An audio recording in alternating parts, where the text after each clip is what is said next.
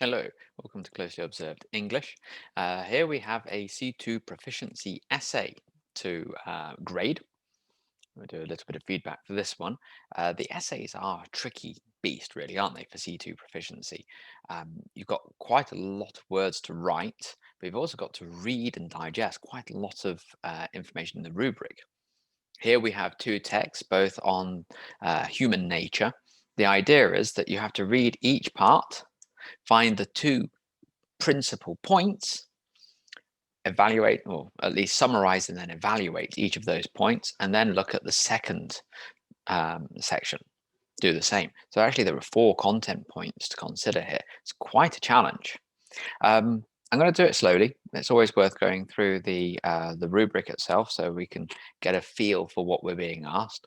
The rubrics themselves are generally pretty well written, so they offer a good guide for the sort of language that you're expected to use in your response to the task. Okay, so the first one, fundamental questions about human nature. Okay, there can be no single simple definition of human nature. Many intertwining ideas in the history of philosophy have helped us to form our understanding of ourselves. Ideas of human nature radically affect the kind of society we live in and the kind we would like to live in. How far do we need society? Is it feasible to imagine living in splendid isolation? Linked to this, now you can see we're shifting. Linked to this is the question as to whether we are all naturally only concerned for ourselves and only willing to cooperate with others when it is in our interests to do so. Are we, on the other hand, social beings by nature, eager to cooperate with others for the common good? So, in essence, then, the first part would be how far do we need society? That would be the first content point to respond to. And then the second one would have to do with being social by nature, eager to cooperate with others for the common good. So when we look at our response, we need to find evidence that both points have been summarized and evaluated. The next one talks about the study of human nature. Ideas about human nature are, of their essence, philosophical. They are not simply the result of scientifically established facts, but are general conceptions arrived at through rational argument. They are inevitably often controversial, but the theories produced determine our vision of ourselves. Most writing on the subject is explicitly philosophical. Since, though, philosophical assumptions about our nature lie at the root of any discipline concerned with the activities of men and women, it is not surprising that some thinkers have written primarily from the standpoint of another intellectual discipline. History, politics, and social anthropology, to name only the most obvious, all proceed with some view about human nature. Okay, so the first part then would be this idea that most writing on the subject is explicitly philosophical. Okay, but then the second would be that other subjects all proceed with some view about human nature. Okay, so let's go into it. Human nature and its determining factors have perpetually been the subject of vigorous discussions. The mutual connections and formative influences between society and humanity continue to be of interest to intellectuals, and the 2 extracts which will be summarized and evaluated in this essay are of no exception. To begin with, the first text broaches the complexity of understanding human nature and raises incisive questions with regard to it. What they focus on is the duality of selflessness and self interest from the aspect of philosophy. By the same token, in the other textual extract, it is maintained that the essential philosophical theories about human nature create the foundation of people's self-image in lieu of science. Unlike the former text, in the latter it is further illustrated that other disciplines can also be instrumental as regards establishing a definition of what human nature is. To my mind, the arguments offered in both texts are strong and convincing.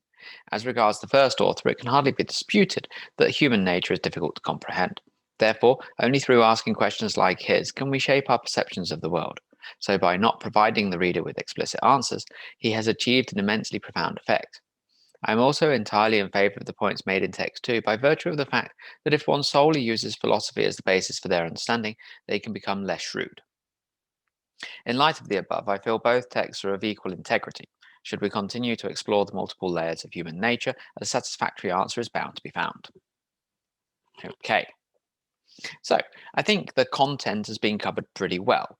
We've had this idea of needing society, that's certainly in there a little bit. Social beings by nature is mentioned a little bit, selflessness and self interest. Okay. Um, And then the second text certainly has been covered in pretty good detail. I would say that more could have been done to summarize the main points of the first text, but then so much of the first text is written in the form of rhetorical questions and not really answering anything, but really suggesting rather than saying. So I can't claim that's too much against the student. The second one, yeah, I think this idea of the philosophical writings on the subject compared to other fields. Yeah, so I would say that this is a good 4, looking at possibly a 5, depending on how far you say that the first one's being covered. In terms of communicative achievement, I think that the arguments laid out here are pretty well presented. They are, I mean, the summary, the language of the summary is good. I'm not sure if enough has been done to really critique the ideas here, because the writer's saying that the arguments are strong and convincing, but at least there's an expansion on that rather than simple agreement.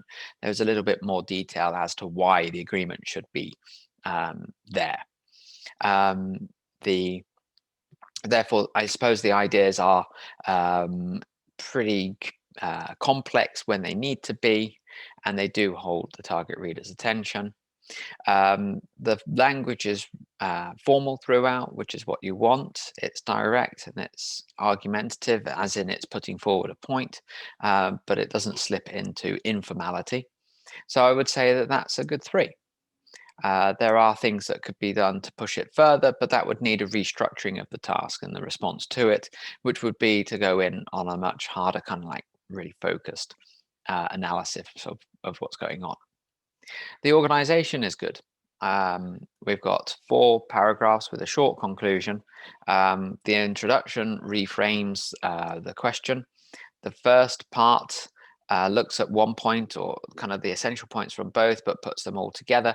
And then the second one would be the critique-ish or expansion of it, or at least the response that is required as part of the rubric.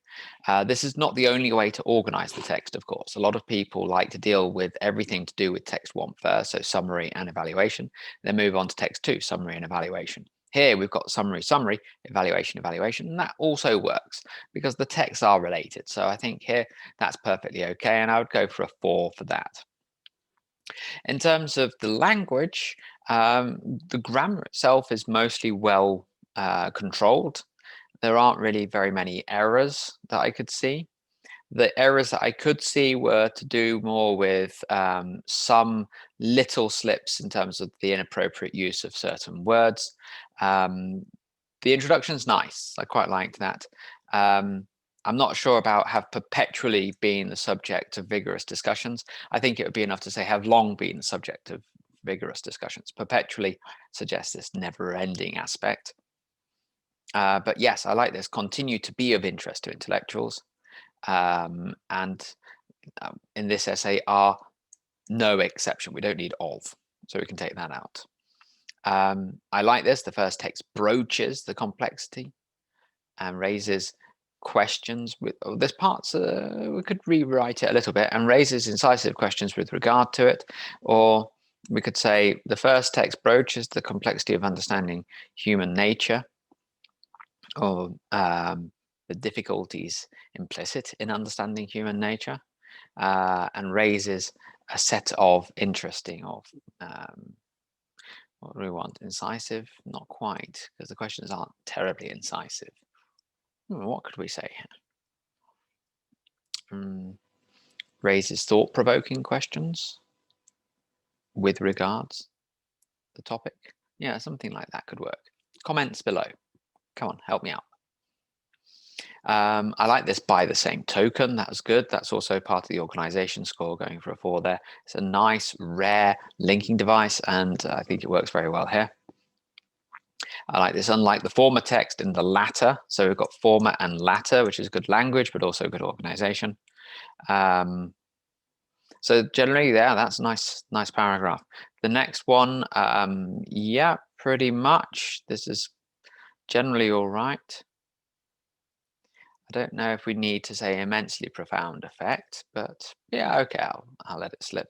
I mean, you don't yeah, you could have immensely profound, I suppose. Profound is usually strong enough, but if you really want to go all in. But the last point's not quite developed enough, because then we end up with this, they can become less shrewd. I don't think that's quite the word we're looking for. Shrewd would be kind of clever or cunning, depending on the context. Maybe here we want to reach maybe a reflection of the word profound. So we've got this achieves an immensely profound effect. So give us something along those lines that people who don't use anything but philosophy will only achieve a superficial response. That way you're mixing the profound with the superficial. That could work quite nicely. In light of the above, I feel both texts are of equal integrity. We're not talking about the integrity of the text, so that doesn't quite work. Um, is it importance, or here incisiveness would be quite useful as an option, actually. Should we continue to explore the multiple layers of human nature, a satisfactory answer is bound to be found. Yeah, okay. So overall, we've got a couple of examples of maybe not the right word being chosen, but otherwise I would say that the less common lexis is often used effectively. So I would say a 3-ish. Yeah, I think so. So overall, we've got a pretty good grade. So well done. It's a difficult task, but I think it's been done in a good way, with good control and clear intelligence. So congratulations to this candidate.